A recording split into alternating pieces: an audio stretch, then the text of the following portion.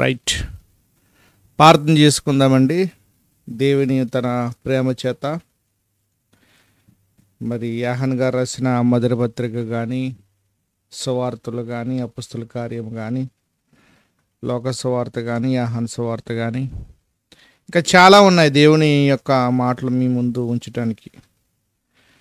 నా ద్వారా దేవుడు తన కృప చేత మీ అందరితో కూడా మాట్లాడాలని ఇలా వచ్చినందుకు దేవాతి దేవునికి స్తుతులు స్తోత్రాలు చెల్లిస్తున్నాను.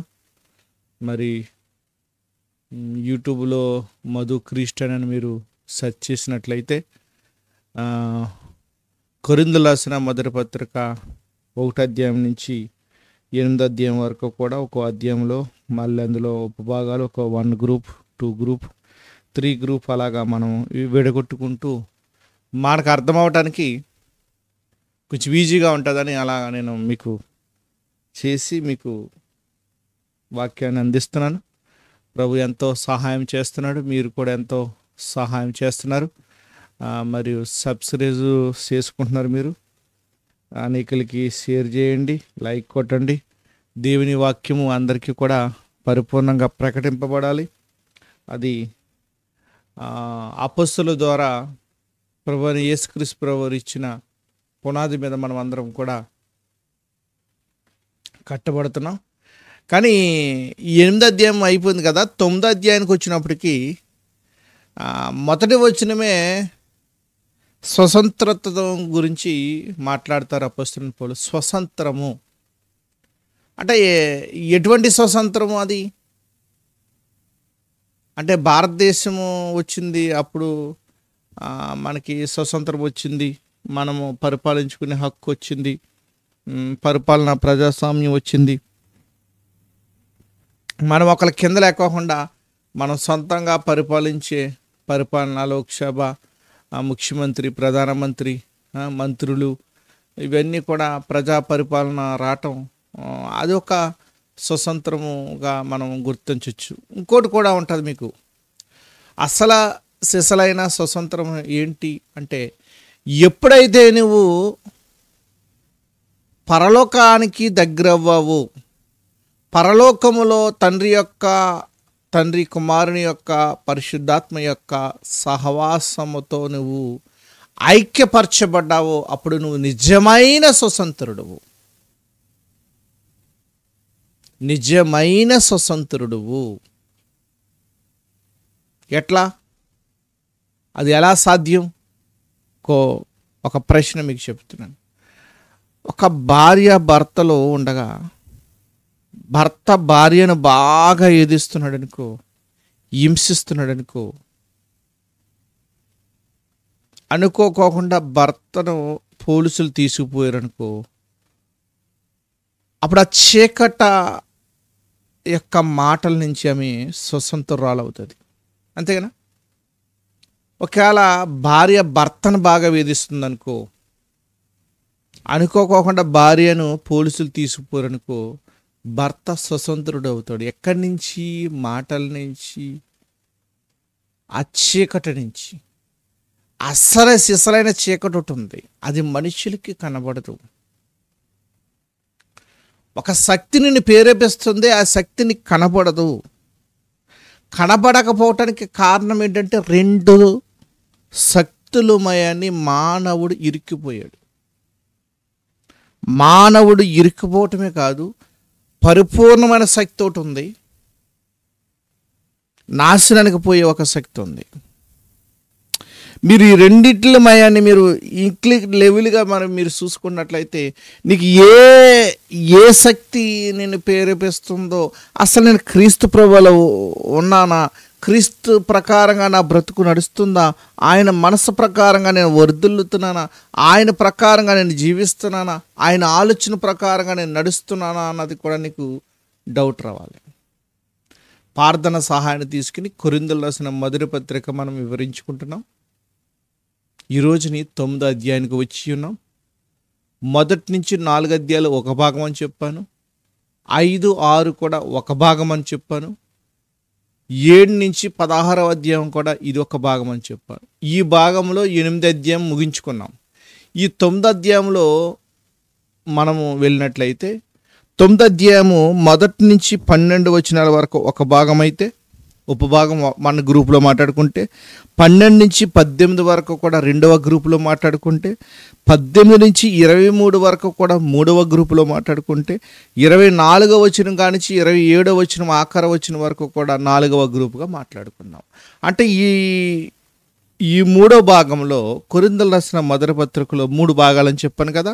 మొదటి భాగము 1వ అధ్యాయం నుంచి 4 వరకు మొదటి భాగము, 5, 6 కూడా రెండవ భాగం, తర్వాత 7వ వచనం కానించి 16వ అధ్యాయం కూడా మూడవ భాగం. ఈ మూడవ భాగంలో 8వ అధ్యాయం ముగించుకున్నాం. 9వ అధ్యాయానికి వచ్చాం. అంటే అధ్యాయంలో మళ్ళీ ఉపభాగాలుగా విడగొట్టుకుంటున్నాం, గ్రూపులుగా విడగొట్టుకుంటున్నాం. అలా విడగొట్టుకుంటాం వల్ల మనకి దాన్ని మనం ఒక లెవెల్గా చదువుకుంటాం వల్ల ఆత్మీయమైన సత్యానికి ఇంకా ముందుకు వెళ్ళచ్చు. రైట్. స్వతంత్రం గురించి చెప్తున్నాను కదా. అసలు సిసలైన స్వతంత్రం ఎప్పుడు మనకి అంటే, ఎప్పుడైతే ప్రభు తండ్రి నీ చేతికి నా ఆత్మను అప్పు చెప్పాను అని అన్నారో, అప్పుడు మనమందరము కూడా స్వతంత్రులం అయిపోయాము. ఎలాగైపోయాము చెప్పనా? అప్పుడు వరకు కూడా అంధకారమైన శక్తుల చేత, దురాత్మల చేత, అపవాది చేత మనము పీడింపబడుతుండగా, ఆయన ఎప్పుడైతే 2000 సంవత్సరములో ఏడీలో ఎప్పుడైతే తండ్రి నీ చేతికి నా ఆత్మను అప్పు చెప్తున్నానని ఎప్పుడైతే పదము పలకటం జరిగిందో, అప్పుడు మనం అందరం కూడా స్వతంత్రం అయిపోయాం. ఇంకో మాట కూడా చెప్తాను. సిలువలో ఉన్న దొంగల్లో రెండవ దొంగ మంచి మాట్లాడతాడు. ఏమంటాడు చెప్పనా? యేసు నీ వచ్చినప్పుడు నన్ను జ్ఞాపకం చేసుకో అంటాడు ఆయన. ఎప్పుడైతే ఆ పదం యేసుప్రభుతో చెప్పారైనా దొంగ, అప్పుడైనా స్వతంత్రుడు అయిపోయాడు. మళ్ళీ నీవు నీ రాజ్యంతో వచ్చినప్పుడు నన్ను నీవు జ్ఞాపకం చేసుకోమని అంటే, యేసుక్రీస్తు ప్రభువారు నిజమైన దేవుడని ఆయన నమ్మేవాడు సిలువలో ఉన్న దొంగ. ఇంకో దొంగ దూషించాడు, బూతులు మాట్లాడాడు, అవమానపరిచాడు, ఇతనికి తగిన పని అనుకున్నాడు, రకరకాలుగా అంటే ఆయన ఎవరిలో ఉన్నాడు? చీకటిలో ఉన్నాడు, స్వతంత్రం లేని వ్యక్తిగా ఉన్నాడు. మరి రెండవ దొంగ ఎవరిలో ఉన్నారు? ప్రభులోకి వచ్చేసాడు, స్వతంత్రుడు అయిపోయాడు. రైట్. స్వతంత్రం గురించి ఇంకో మాట కూడా మనం చూద్దాం. యోహాను సువార్త 8వ అధ్యాయము, యోహాను సువార్త 8వ అధ్యాయము 31వ వచనాన్ని నేను చదువుతున్నాను, మీరు గమనించాలి. 31వ వచనం కానించి బైబిల్ మీరు తీసినట్లయితే వచనం వెంబడి వచనం చదువుకుంటాం వల్ల, మీరు రాసుకుంటాం వల్ల మధు గారు చెప్తున్నారు స్వతంత్రం గురించి. భారతదేశం స్వతంత్రం కాదంట, ఇంకో స్వతంత్రం ఉన్నదంట. ఎవరా స్వతంత్రుడు? ఎవరైతే ప్రభులోకి వచ్చారో వాళ్ళే స్వతంత్రుడు. ఎవరైతే దేవునిలోకి వచ్చారో, దేవుని మనసును తన చిత్తాన్ని బట్టి నడుస్తున్నారో, ఆయన ఆజ్ఞ ప్రకారం నడుస్తున్నారో వాళ్ళందరూ స్వతంత్రులే. ఎవరైతే పరిశుద్ధాత్మ సహవాసానికి వచ్చేసామో, పరిశుద్ధాత్ముడు అల్టిమేట్గా మనలో ఉండి నివసిస్తూ మనము చేస్తున్న ప్రార్థన ఉచ్చరింప శక్తులతో దేవునితో మాట్లాడుతున్నారో, మనం అందరం స్వతంత్రురాలు అయిపోయాము, స్వతంత్రుడు అయిపోయాడు. మీకు ఇంకో మాట కూడా చెప్తున్నాను. ఇస్మాయిల్ పుట్టాడు హాగర్కి, ఇస్సాకు. ఇస్మాయిల్ మొదట పుట్టేసిన తర్వాత ఇస్సాకుని వేధిస్తుంటే శారా ఈ దాసిని తీసుకెళ్ళి వెళ్ళగొట్టినప్పటికీ అబ్రహాం చాలా దుఃఖిస్తాడు. కానీ అక్కడ మనం గమనించినట్లయితే ఆ మహాతల్లి ఎందుకు ఆ మాట అన్నదంటే, పరిశుద్ధాత్మ చేత ఎందుకు ఆ మాటలో దేవుడు రాయించాడంటే, దాసుడే, స్వతంత్రుడే. మనం ఇస్సాకు వలన వాగ్దానపూర్వమైన స్వతంత్రం అయిపోయాం. ఇస్సాకు నుంచి ఎవరు వచ్చారు? యేసుక్రీస్తు ప్రభువు. ఇస్సాకు నుంచి యాకోబు నుంచి 12 మందిలో నుంచి యోధా గోత్రపు సింహం వచ్చింది. యోధాలో నుంచి దావీదు, తర్వాత దావీదు నుంచి నాతాన్ నుంచి మరియా నుంచి యేసుక్రీస్తు ప్రభువు. మీరు అలాగా అధ్యాయాన్ని మనం ధ్యానిస్తే స్వతంత్రానికి ముందుకు వెళ్ళినట్టు మనం వెతికి పట్టుకోవచ్చు వాక్యాన్ని. చక్కనైన మనకి అంశాలు మనకి ముందుకు వెళ్తాయి. కాబట్టి గమనించి మనం ముందుకు వెళ్ళినట్టయితే 31వ వచనం చెప్తున్నాను. యోహాను సువార్త 8:31 వచనం.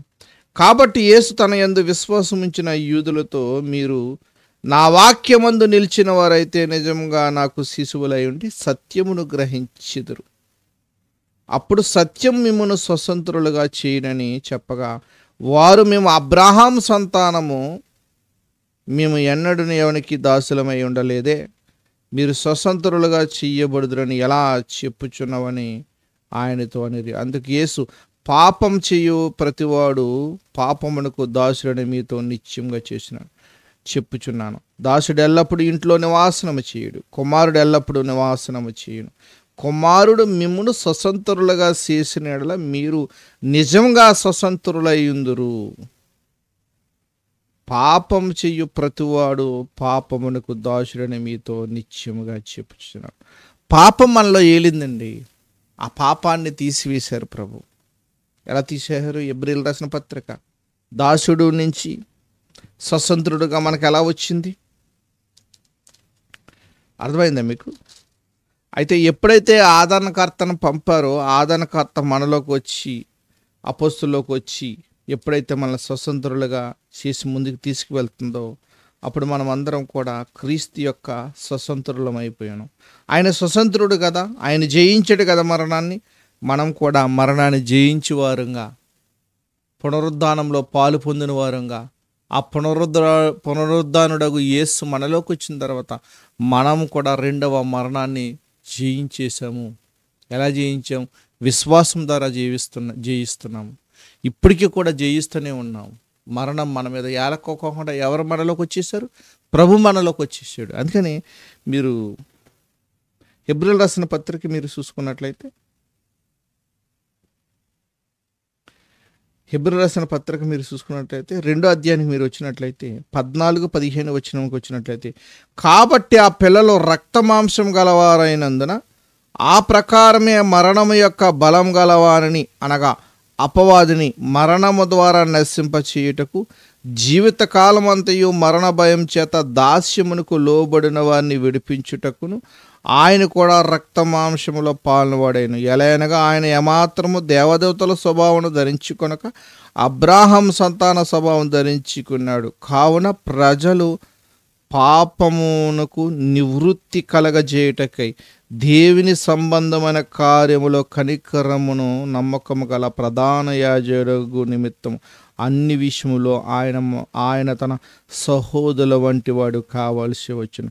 తాను శోధింపబడి శ్రమ పొందును గనుక శోధింపబడిన వారికి సహాయం చేయగలవాడై ఉన్నాడు. మనకి ఎలా వచ్చింది స్వతంత్రం అంటే? ఇట్లాగా ఎలా వచ్చింది? బాగుంది కదా?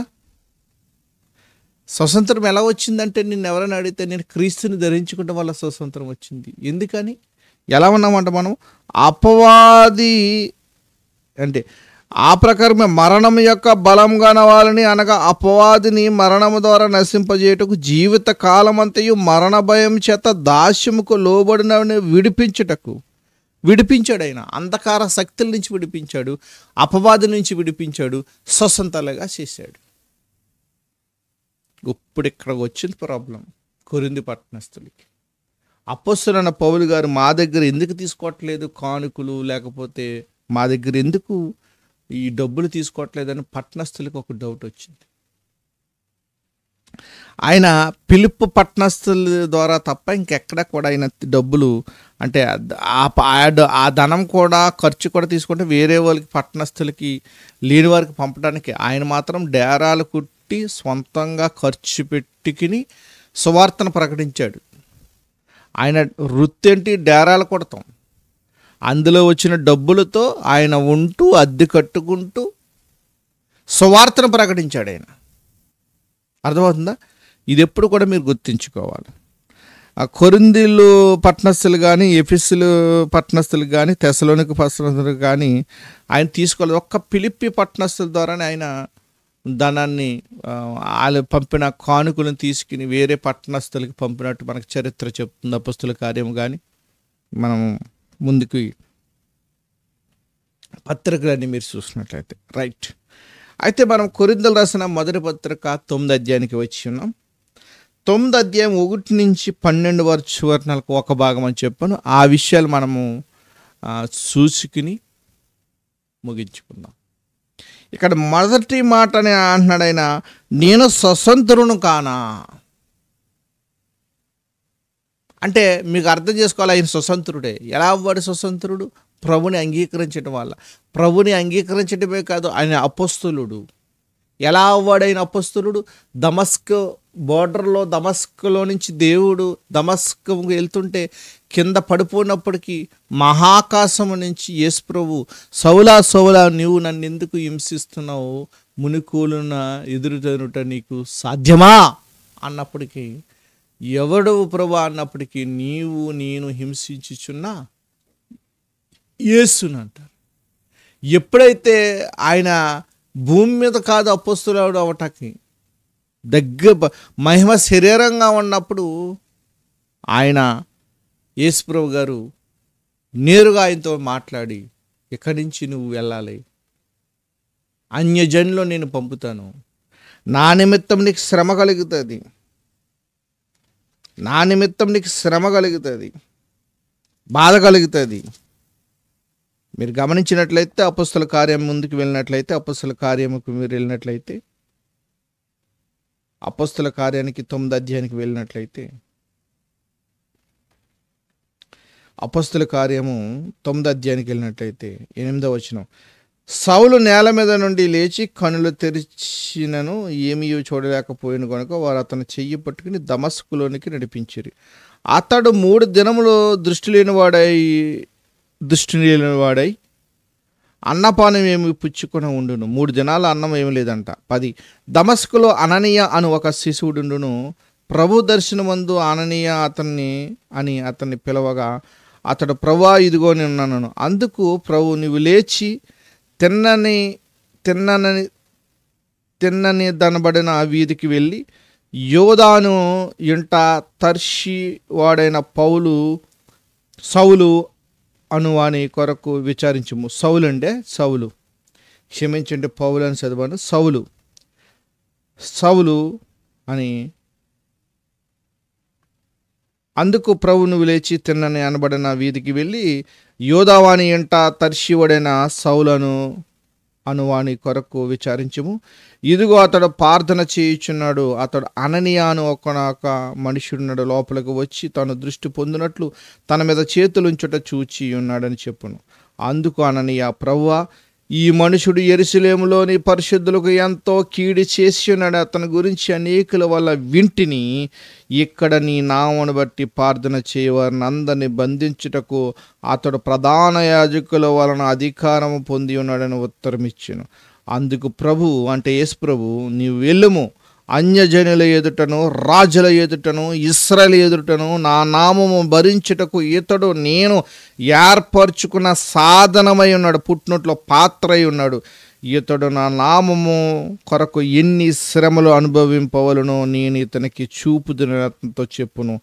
అననీయ వెళ్ళి ఆ ఇంట ప్రవేశించి అతని మీద చేతులుంచి, సౌలా సహోదరుడా, నీవు లేచి మార్గంలో నీకు కనబడిన ప్రభువైన యేసు నీవు దృష్టి పొంది పరిశుద్ధాత్మను నింపునట్లు నన్ను పంపి ఉన్నాడని చెప్పును. అప్పుడే అతని కనులుండి పొరలు వంటివి రాలగా దృష్టి కలిగి లేచి బాప్తిసం పొందును. తరువాత ఆహారం పుచ్చుకుని బలపడును. ఇది అపొస్తలుడు యొక్క, పౌలు గారి యొక్క చరిత్ర చెప్తున్న అపొస్తల కార్యంలో విషయాలు. అసలు నేను అపొస్తలుని కానా?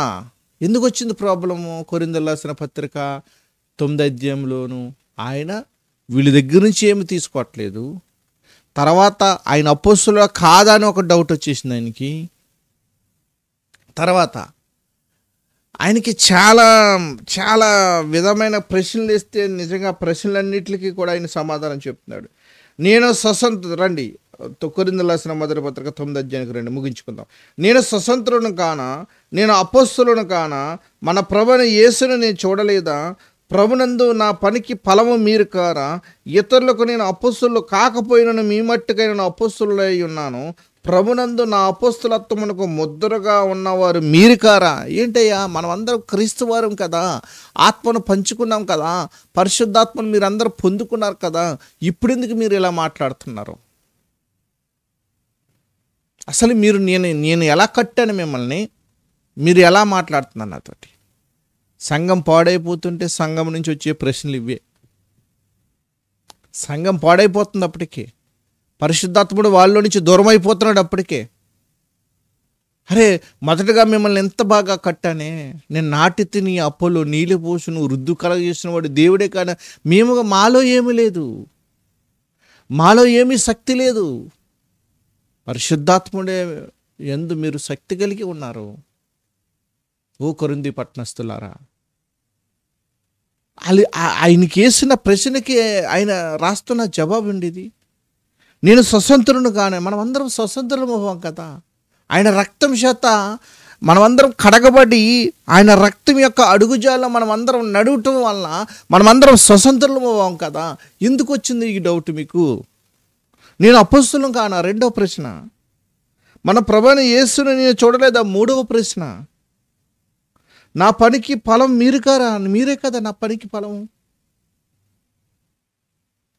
ఇతరులకు నేను అపోస్తలు కాకపోయినాను, మీ మట్టుకైనా అపోస్తలు అయి ఉన్నాను, ప్రభునందు నా అపోస్తలత్వం ముద్రగా ఉన్నవారు మీరు కారా. నన్ను విమర్శించే వారికి నేను చెప్పిన సమాధానం ఇదే, తినుటకు త్రాగుటకు నాకు అధికారం లేదా. తక్కిన అపోస్తల వలె ప్రభు యొక్క సహోదరు వలె కేఫా అంటే పేతురు గారు విశ్వాసరాలైన భార్యను వెంట పెట్టుకుని తిరుగుటకు మాకు అధికారం లేదా, మరియు పని చేయకుండాటకు నేనును బర్నబు మాత్రం అధికారం లేని వారమా? ఎవడైనా తన సొంత ఖర్చు పెట్టుకుని దండు కొలువు చెయ్యునా? ద్రాక్ష తోట వేసి దాని ఫలము తినవాడెవడు? మందన కాచి మంద పాలు త్రాగనివాడెవడు?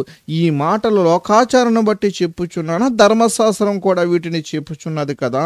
కళ్ళము త్రొక్కుచున్న ఎద్దుకి మూతికి చిక్కం పెట్టవద్దని మోషే ధర్మశాస్త్రం రాయబడినది దేవుడు ఎడ్లు కొరకు విచారించుచున్నాడా, కేవలం మన కొరకు దీన్ని చెప్పుచున్నాడా?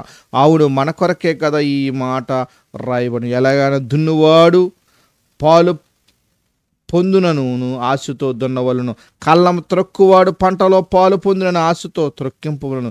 మీ కొరకు ఆత్మ సంబంధమైన మేము విత్తుచుండగా మీ వలన శరీర సంబంధమైన ఫలములో కోసుటకు గొప్ప కార్యం.